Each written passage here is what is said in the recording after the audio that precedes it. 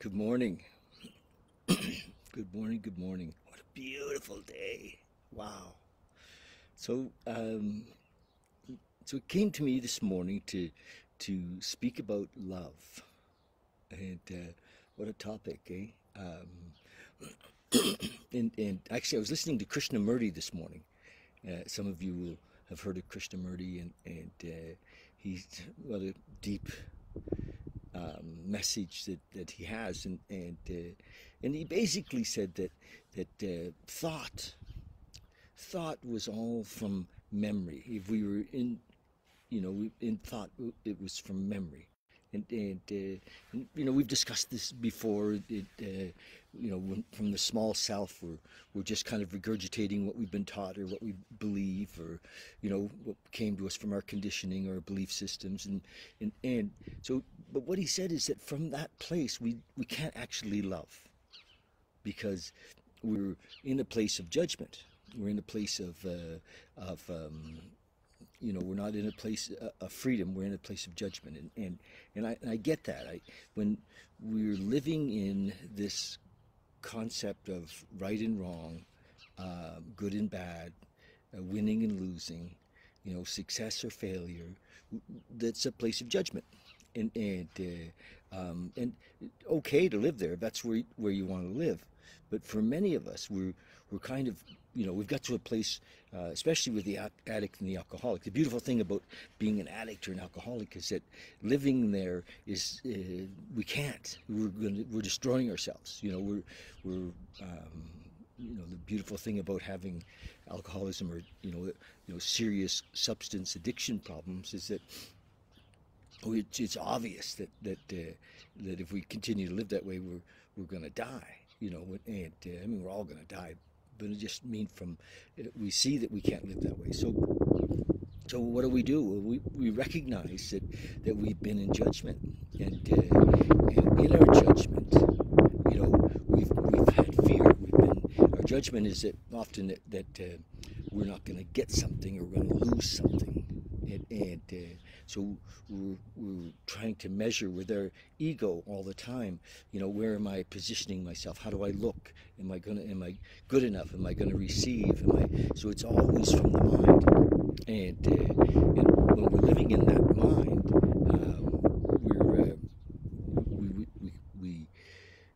it's madness, is what it is. The mind is mad. I know. You might say, not my mind, McElwain. What are you talking about? Well, just sit with it, the mind is always measuring, and it's always measuring based on some concept that it has of what's fair, or what's right, or what's good, or what's bad, and how do we get free of that? How do we get free of that? And so I think recognizing it is the first thing. I mean, if you ask anybody, everybody will say, yes, they want to live in unconditional love, right? Is that true? Yes. I'd love to be unconditional love. And, everybody says, I just want love. I just want to be understood. So how do we be that? And so the first thing is to recognize that we've been living in judgment, that we're living in fear. And if we see that, if we can really get that, then we can begin the process of setting ourselves free, right? So that's the deal. I mean, unconditional love. What an ideal. Who wouldn't want to live that way, without judgment, without fear, without separation? It's only the mind that says we're separate, right? It's not. The reality is that when we're free of the mind, when we begin to recognize it, and we can start to see it more deeply as we meditate, we can not only start to see the mind and the thoughts and the process in our meditation, but we begin to see that there's somewhere beyond that. There is something beyond those thoughts. A freedom where nothing's missing. Everything is exactly as it needs to be in that moment. And in the beginning too of when we start to tap into that, it comes that nothing in the past was wrong either. If there is a past, we have a judgment on ourselves. I did this wrong, or I did that wrong, or she did this to me, or he did that to me, and we created a victim story. We can begin to let that all go, because everybody's just doing kind of the best they could, right? With so we just let it go. It's like, okay, I get it. I get it. I remember when I first got that about my parents, when I really saw that my mother and father, of course, did the best that they could. They didn't understand that they were living in fear or judgment, or that they were trying to be a certain way based on their conditioning, their cultural conditioning, and so if we don't get that, or if we don't know that, how can we possibly shift? So that's the beginning. It really is. Anyway, and that's really the story of all the teachers. Whether it's Christianity, where Jesus said, but they all say the same thing, that we can have this freedom. Everybody says it. Nobody says that it's exclusive or only for certain people, or you have to be a scholar, or it's for everyone. This freedom to love unconditionally, to be love. So there's nothing to get. We are already that. So we don't even have to get that. We are that. It's just the realization of that. It's like, oh, you're kidding. Nothing's missing. I mean, in this moment, absolutely nothing's missing. So that's the freedom that when I talk, and I hope that it's obvious that my goal is like a friend, to share this thing. It's not to make anybody right or wrong about wherever they're at. We're at where we need to be at in this moment. And when I share the 12 steps of Alcoholics Anonymous, Bill Wilson wrote so well this pathway to awakening, to freedom, to unconditional love. It's right in there. It's the simplest, program, if you will, to allow us to awaken. And that's what we want to do, isn't it? I mean, and if somebody doesn't show us, if we don't have a mentor, we don't have a sponsor that can actually take us through that process, how do we get to this awakening? One of the beautiful things about being outside, of course, are the sounds. Isn't it great? The helicopter. He's a regular, that guy. And the birds. It's beautiful. So we're just about the end of April, very close to the end of April, and look at it. The sun's shining. The yard needs work. It's perfect, though. Here we go. So the 27th of April, I'm going to read from this here. And when I read this fella who wrote this this little book called 24-Hour Day Book, some of his stuff is bang on, in the singular, in love, and some of it's a little dualistic. He's caught a bit in right and wrong, and good and bad, and that's okay. I'm been aware of this for years, and yet still kind of go back and forth in it. I fall short, if you will, and I love in the 12 steps that Bill said that was progress, not perfection. We're moving towards this awakening, and it's not that there's anywhere to go to get to it, because it's right here. But it seems to be a process of melting the old ways. We're a bit attached to our identity. Don't you know who I am? I'm nobody. Even we can be, I was chatting with a gal the other day, we can be attached to the idea of being nobody. And so here we are, in the process. Many of us, the awakening is happening all around us, always. Okay, April 27th. Thought for the day. By submitting to God, And when he says by submitting to God, I say by submitting to love, by submitting to this moment. What is it that I'm submitting? My old ideas, my conditioned beliefs, my dualistic idea of right and wrong and good and bad. By submitting to the moment, we're released from the power of whatever our addiction was. And that's what happens. We surrender and we're released. It has no more hold on us. We're also released from the things that were holding us down. Released from the things that are holding us down. Yes, pride, selfishness, and fear. That's just exactly what we were talking about. And we're free to grow in a new life, which is much better than the old life. Which is so much better than the old life, there's no comparison. Of course, there isn't. This release gives us serenity and peace with the world.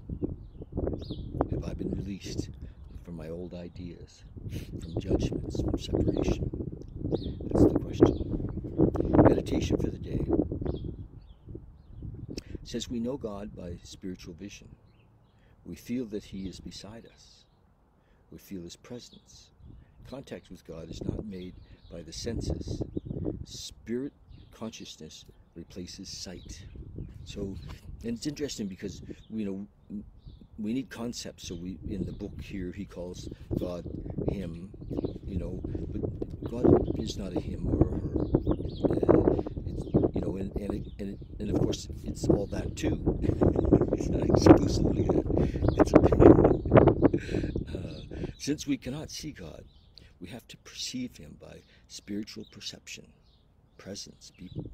Meditation helps with that. God has to span the physical and the spiritual with the gift. God has to span the physical and the spiritual with the gift to us of spiritual vision. Beautiful. Look and ye shall find. Seek and ye shall find. And knock and the door will be open. It's all that's right. And if we're in our prayer, if we're asking to be shown, we will be shown. Many a man, though he cannot see God, has had a clear spiritual consciousness of Him. We are inside a box of space and time, but we know there must be something outside of that box, limitless space, eternity of time. Yes, the now. Here we are in this space of openness, of the light, beauty, limitless space, eternity of time. Nicely said. Then the prayer for the day, I pray. My coffee's really good today. I pray that I may have a consciousness of God's presence. I pray that God will give me spiritual vision. That's the prayer. That is the prayer. There's no other prayer. That's the prayer.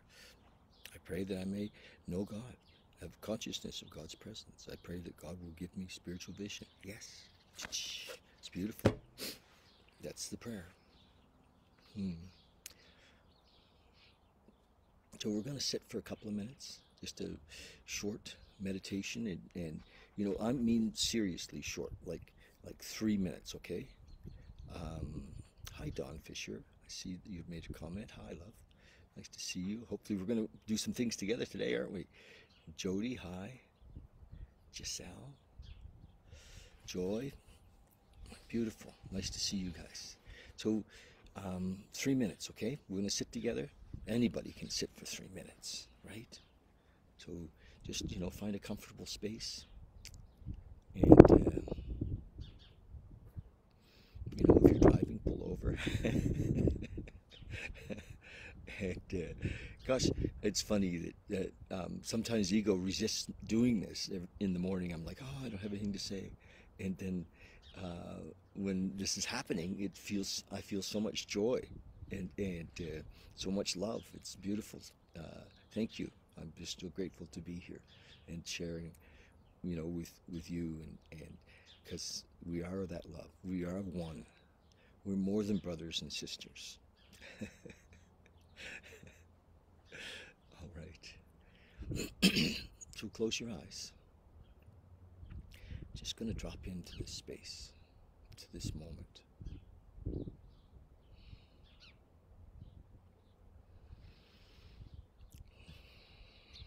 I often use the breath to come into now. Just breathe in, let go.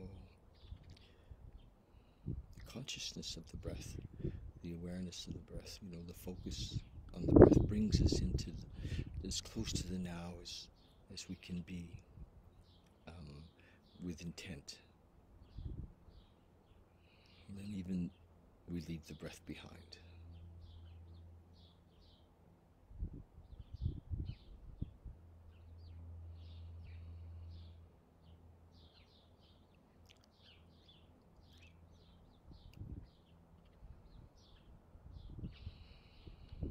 Whatever sounds are in your sphere, just let those sounds bring you into this moment. Come to the sounds.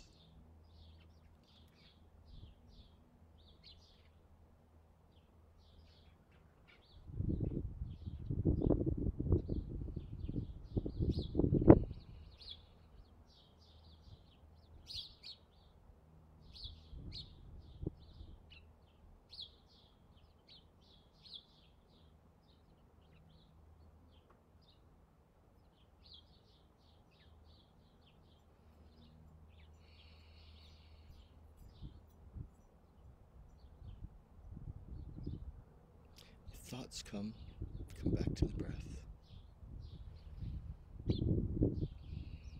Remember, we're not our thoughts. We can observe them and come back to the breath.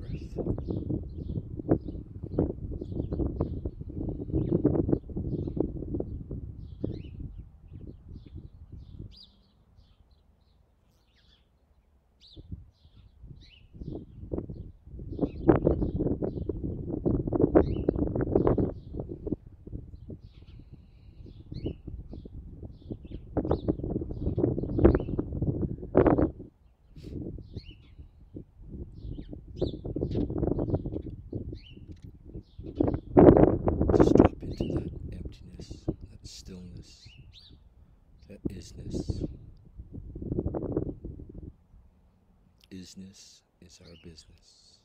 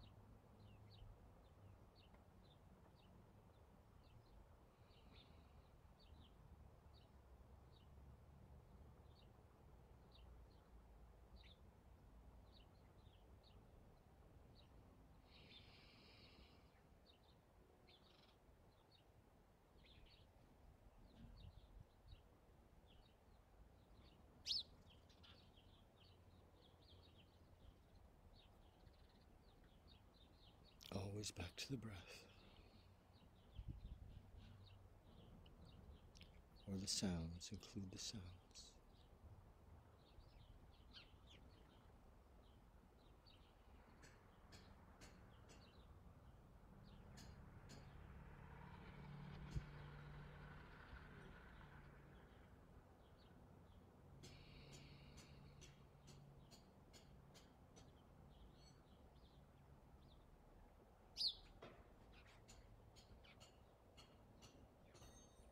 Okay. Beautiful. You can stay in this space as long as you like. Thank you so much. Love you. Reach out if you ever want to chat. Thanks.